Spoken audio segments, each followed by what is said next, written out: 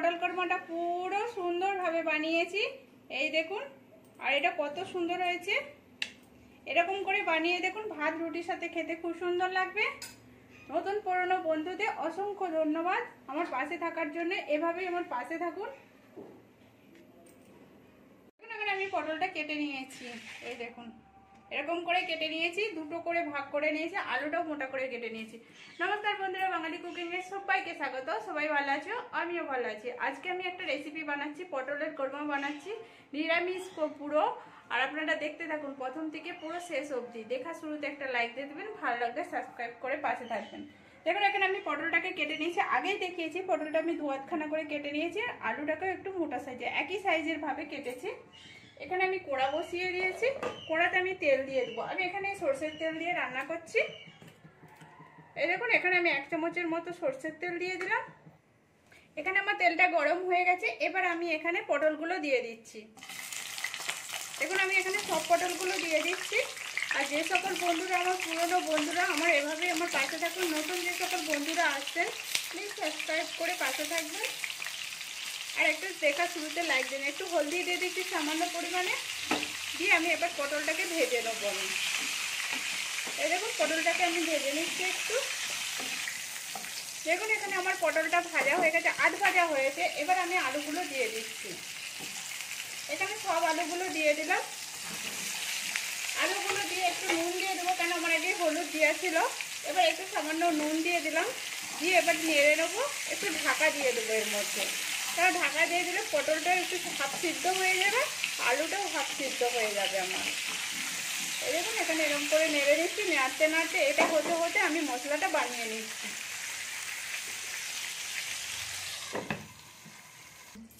দেখুন এখানে আমি 5-6টা কাজুকে ভেঙে নিয়েছি, কাজুটা দিয়ে দিলাম।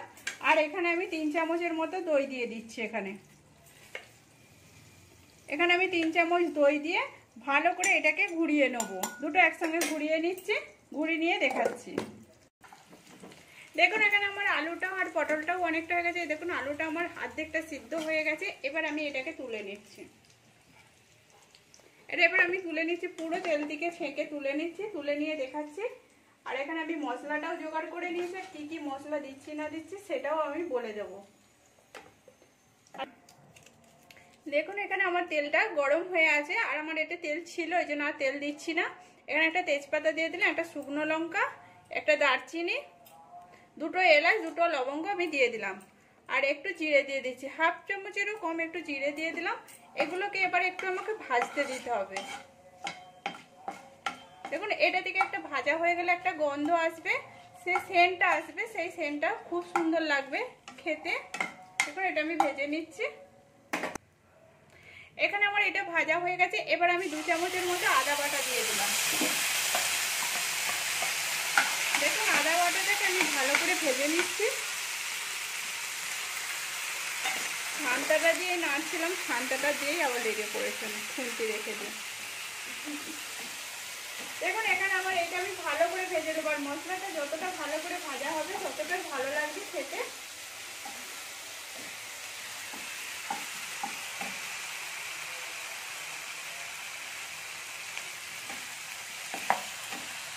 এখন আদাটা একটু ভেজে নিয়েছি। এবার আমি এর মধ্যে কিন্তু লঙ্কা গুঁড়ো দিয়ে দিচ্ছি। 1 চামচের মতো আমি লঙ্কা গুঁড়ো দিচ্ছি, হাফ চামচ জিরে পাউডার দিচ্ছি, হাফ চামচ আমি হলদি দিচ্ছি, হাফ চামচ ধনে পাউডার দিচ্ছি, আর এখানে একটু নুন দিয়ে দিচ্ছি।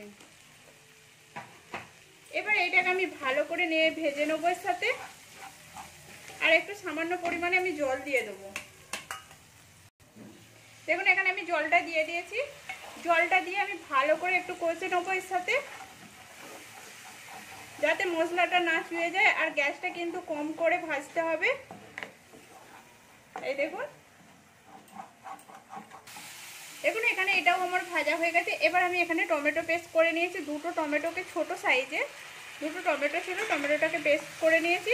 এবার এইটাকে আমি ভালো করে কষে নেবো এর সাথে, যাতে টমেটো থেকে কাঁচা গন্ধটা চলে যায়। কেন টমেটো পেস্ট করলে একটা কাঁচা গন্ধ থাকে, সেই গন্ধটা চলে যাবে আর খেতেও খুব সুন্দর লাগবে। আর এইটা টমেটোটা আমি এই জন্যই দিলাম পেস্ট করে, এটা গাঢ় হবে বলে, সবজিটা একটু গাঢ় টাইপের হবে ওই জন্যে। এখানে আমার মশলাটা পুরো ভালো করে তেল ছেড়ে নিয়েছে। এবার আমি যে দই আর কাজু বাদামের পেস্টটা করেছিলাম সেটা আমি দিয়ে দিচ্ছি এখানে। আর এইটা দেওয়ার সময় কিন্তু গ্যাসটা কম করে রাখবেন, নাহলে কিন্তু দইটা ফেটে যেতে পারে। গ্যাসটা কম করে ভালো করে এর সাথে মশলার সাথে কষিয়ে নিতে হবে। এখানে আমার 5-6 মিনিটের মতো আমি এটাকে ভালো করে মশলাটাকে কষেছি, এই দেখুন। আর এখান থেকে কত সুন্দর তেল ছেড়ে দিয়েছে, কালারটাও কত সুন্দর আসছে। এবার পটল আর আলুটা ছিল যে ভেজে রেখেছিলাম সেটা আমি দিয়ে দিলাম। দিয়ে এইটাকেও আমি ভালো করে কষে নেবো এর সাথে। আর এটা যতটা কষা হবে আর ততটাই ভালো রান্নাটা হবে, টেস্টি হবে। এখানে এটা আমার কষা হয়ে গেছে। এবারে এটাকে আমি এখানে গরম জল নিয়েছি, জলটা দেবো যে দেখুন গরম জল নিয়েছি। আর গরম জলটা আমি এখানে দিয়ে দিলাম। গরম জলটা এই জন্যই দিচ্ছি, গরম জলটা দিলেই তবে সবজিটা টেস্টটা আসবে ভালো, আর খেতে খুব সুন্দর লাগবে, আর সবজিটাও খুব সুন্দর লাগবে। দেখুন এখানে আমি সবজিটার জলটা দিয়ে দিয়েছি, গরম জলটা দিয়ে। এবারে দুটো কাঁচা লঙ্কাকে আমি ফেলে দিয়েছি, মাঝে মাঝে অর্ধেক দিয়ে দিয়েছি। এবার এইটাকে দিয়ে ঢাকা দিয়ে দেবো। আলুটা আমার যেটা বাকি আছে সেইটা আমার হবে, আমি সেই জন্য আমি একটু ঢাকা দিয়ে দিচ্ছি। আর এখানে তাই যদি কাঁচা লঙ্কা দিয়ে খেতে চান তাহলে কাশ্মীরি লঙ্কা দিয়ে দিবেন। এখানে আমার দেখুন আলুটাও সিদ্ধ হয়ে গেছে, এই দেখুন। আর গাঢ় হয়ে গেছে কতটা, জলটা মরে। এবার আমি এখানে একটু চিনি দিয়ে দিচ্ছি, অল্প করে একটু চিনি দিচ্ছি। চিনিটা দিতেই হবে, কেননা চিনিটা না দিলে কিন্তু হবে না, কেন টমেটো দিয়েছি, দই দিয়েছি, টক ভাবটা বেশি এসে যাবে, ওই জন্য আমি একটু চিনি দিয়ে দিচ্ছি, টেস্টটা আরও এসে জন্য। এখানে 1/2 চামচের মতো গরম মশলা গুঁড়ো দিয়ে দিলাম। দিয়ে এটাকে ভালো করে এর সাথে নেড়ে নেবো আমি। এখানে আমার গরম মশলাটা দিয়ে আর চিনিটা দিয়ে আমি পুরো কষে নিয়েছি একটু।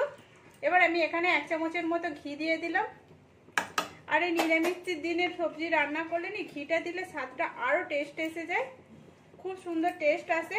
এটা ঘেটে নিয়ে আমি ঢাকা দিয়ে দিচ্ছি 5 মিনিটের মতো। গ্যাসটা বন্ধ করে দিচ্ছি, সবজিটা একটু ঠান্ডা হয়ে যাবে, তারপরে আমি নামিয়ে দেখাচ্ছি। আমার একটু ঠান্ডা হয়ে গেছে, 5 মিনিটের মতো ঢাকা দিয়ে রেখেছিলাম। এবার এটাকে আমি নামিয়ে নিচ্ছি। এই দেখুন এখানে সবজিটা কত সুন্দর হয়েছে। আর এটা এত সুন্দর টেস্টি যে সবজিটা না খেলে আর না দেখলে, যেমন করে আমি বানিয়েছি এরকম করে বানিয়ে দেখবেন, খুব সুন্দর লাগবে খেতে। আবার আমি বলছি নতুন পুরনো বন্ধুদের অসংখ্য ধন্যবাদ এরকম করে আমার পাশে থাকার জন্য। দেখুন এখানে পুরোটাই আমার কমপ্লিট হয়ে গেছে। আর এটা গরম ভাতের সঙ্গে কিংবা রুটির সাথে খেতে খুব সুন্দর লাগবে। এই দেখুন এরকম করে বানিয়ে দেখবেন। আর লাইক দিবেন, ভালো লাগলে একটা লাইক করে, শেয়ার করে, সাবস্ক্রাইব করে পাশে থাকবেন প্লিজ। আর খেতেও খুব সুন্দর লাগে।